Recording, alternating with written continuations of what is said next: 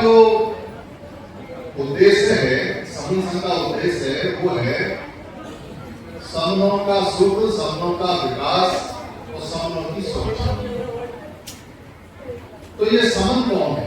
जिनके विकास की बात कर रहे हैं, जिनकी सुरक्षा की बात कर रहे हैं, जिनके हम सुख की बात कर रहे हैं, वो समन कौन है?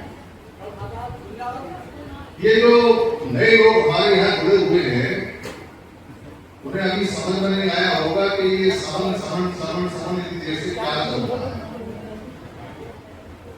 पर उनको ये बात समझ में आती होगी कि उनके मोहल्ले में, आसपास, उनके दफ्तर में, उनके कार्य क्षेत्र में, उनके कहीं आने जाने में, किसी दुकान में, किसी शादी में, किसी मंदिर में ब्राह्मण होता है। ब्राह्मण तो सब जानते हो। तो ब्राह्मण को पुरानी भाषा में बमण कहते हैं, बमण। और जो व्यक्ति इसको करके सेट करके साइड कर गया, वो और जो व्यक्ति ब्राह्मण नहीं है भारत के अंदर, उसको हम श्रमण कहते हैं और पाली भाषा में उसको समण कहते हैं। तो एक लाइन का जवाब है कि जो व्यक्ति ब्राह्मण नहीं है वो व्यक्ति समण है। अब आप में से अगर कोई ब्राह्मण हो तो वो उठ के जा सकता है, ये सभा उसके लिए नहीं है, उसका यहाँ कोई काम नहीं है, वो जा सकता है और उसको खीर पूरी सब्जी नहीं मिलेगी क्योंकि यह बंद है।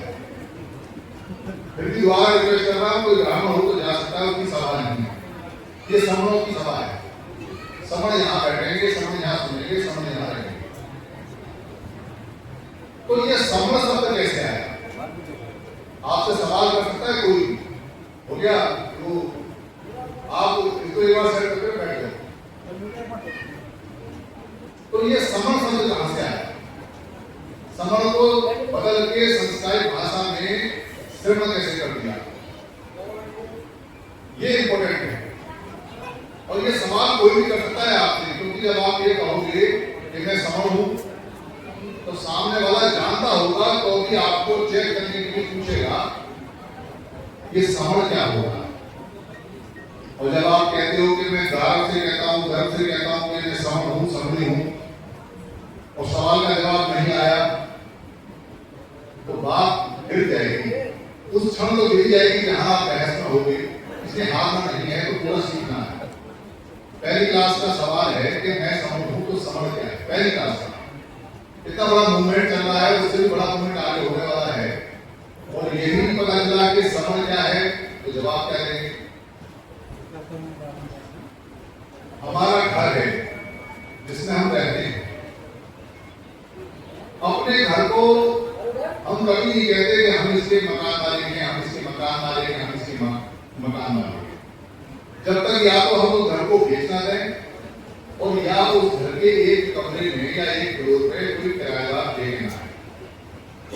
जब उस घर में किराएदार आता है या कोई खरीदार आता है तब हम कहते हैं कि हम इस घर के मालिक हैं और उसको कहते हैं किराएदार है। तो किराएदार कोई आया पहले तब हमने अपने आप को मकान मालिक कहा, और खरीदार कोई आया तब हमने कहा कि हम इस मकान के मालिक हैं। उससे पहले बाप का ही कहेगा जो दुनिया में कहता रहेगा कि मैं अपने मकान का मालिक हूँ, अपने मकान का मालिक हूँ। क्या जरूरत है? मकान आपका मालिक को ढंडोरा पीने की जरूरत क्या है? वैसे ही भारत के अंदर हम लोग काले काले रंग के, काले रंग का मतलब ऐसा नहीं कि तभी जैसा काला बिल्कुल, काले का मतलब पक्के रंग वाले, गेहूं रंग वाले, सवर्ण रंग वाले, सोने जैसे रंग वाले, हिरन जैसे रंग वाले, गेहूं के बाली के जैसे रंग वाले, सूरज के उगते हुए ढलते हुए रंग वाले, ऐसे लोग चमड़ी वाले हम। तो भारत गर्म देश है, गर्मी का देश है। जैसे आज गर्मी पड़ रही है, ठंड बहुत कम रहती है और जो ठंड रहती है उससे हम काले नहीं पड़ते, बस वो ठंड में एक बार स्वेटर कर लेते हैं, काम चल जाता है। पर ठंड पड़ती है साइबेरिया में, ठंड पड़ती है अंटार्कटिका में, ठंड पड़ती है यूरोप में, ठंड पड़ती है हिमालय के ऊपर। वहां के लोग ऐसे नहीं होते जैसे ये है। इसका इको बंद कर दो, इसका टर्बो बंद कर दो।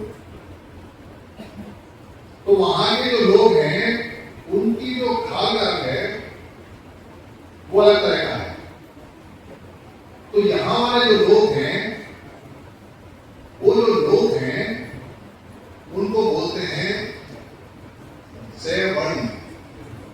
सैवर्ण का मतलब वर्ण माने रंग और सै माने सहित, रंग के सहित या निज रंग वाले या रंग वाले, उनको बोलते हैं सैवर्ण या सैवर्ण। और जो लोग बाहर से आए, ठंडी एरियाओं से आए, हमें उनका समझ नहीं आया क्या खाल कारण है, तो हमने उनको कहा है वर्ण लोग। तो वो जो लोग थे हमारे निज मन से, निज रंग से, सैवर्ण से, सैमन से, मन माने मन होता है, मन से बने हुए को मनुष्य होते हैं, तो हमने अपने आप को निज रंग वाला कहा, मन वाला कहा, और उन लोगों को हमने कहा है वर्ण या वमन। वम माने विपरीत, वे माने होता है दूसरा, विपरीत मतलब हमसे अलग तरह का, जो हमारी समझ में नहीं आया ऐसा रंग है वर्ण। तो वो जो लोग थे उनकी खाल का रंग हमें आज भी समझ नहीं आता, वो सफेद नहीं है, वो अलग ही तरह का है जो हमें समझ नहीं आता, तो हमने कहा है वर्ण। तो उनको हमने अपने से विपरीत रंग वाला माना, विपरीत रंग से माना, और हमने ऐसे भारत में 13 प्रकार के लोग जो आए, चाहे वो अरब के रास्ते से आए, चाहे वो मध्य एशिया के रास्ते से आए, चाहे वो पूर्वी एशिया के रास्ते से आए, चाहे वो समुद्र के रास्ते घर से आए, पहाड़ों से आए, वो सारे लोगों को हमने वमन कहा। जब उनको वमन हमने कहा तब हमने अपने आप को समझ के लिए, उससे पहले हम समझ लेने की आवश्यकता नहीं थी, उससे पहले इस देश का नाम भारत नहीं था, उससे पहले जम्मू, यहाँ पे बहुत सारी जामुन हुआ करती थी, उसको जम्मू की बोलते थे, ये जम्मू की है, यहाँ जामुन के ऊपर बोलते थे, आज तो नहीं बोलते। तो समझ का मतलब है जो वमन नहीं है, और उनको जो नाम वमन दिया है वो हमने दिया है वमन नाम। वमन नाम वो खुद लेके नहीं आए। क्यों नहीं लेके आए? क्योंकि अगर यहाँ से कुछ लोग जो काले रंग के हैं, गेहूं रंग के हैं, वो अगर ऐसे जगह जाए जहाँ सारे लोग अलग तरह के सफेद रंग के, या जो रंग समझ नहीं आता, ऐसे पहाड़ों पर रहने वाले हैं, जैसे लोग हमारे अमेरिका गए हैं या इंग्लैंड गए हैं, तो क्या कहते हैं उनको? Black Indian. उनको ब्लैक इंडियन लोग, काला भारतीय या ब्लैक एशियन, तो वो हमारे लोगों को ब्लैक करके बोलते हैं, अफ्रीका के लोगों को ब्लैक बोलते हैं। तो वहां जो हमारे लोगों की पहचान है, वो पहचान उन्होंने दी है, उन्होंने हमारा नाम रखा है ब्लैक इंडियन। हम अपना नाम ब्लैक इंडियन को रखेंगे, हम अपना नाम रखेंगे गोल्डन इंडियन, हम अपना नाम रखेंगे क्वीन इंडियन, हम अपना नाम रखेंगे क्वीन इंडियन, हम राजा रानी का नाम रखेंगे, सुनहरा नाम रखेंगे, चांदी वाला रखेंगे, अपने आप को ब्लैक कौन कहेगा? पर नाम हमारी मर्जी से नहीं आया, जो हमारे देश में आया उसका नाम हमने रखा, ये बम है। बम हमारी संस्कृति से विपरीत, हमारे संस्कारों से विपरीत, हमारे रंग से विपरीत और कोई काम नहीं करने वाला निकम्मा आदमी। और निकम्मा आदमी क्या करता है? मांगता है।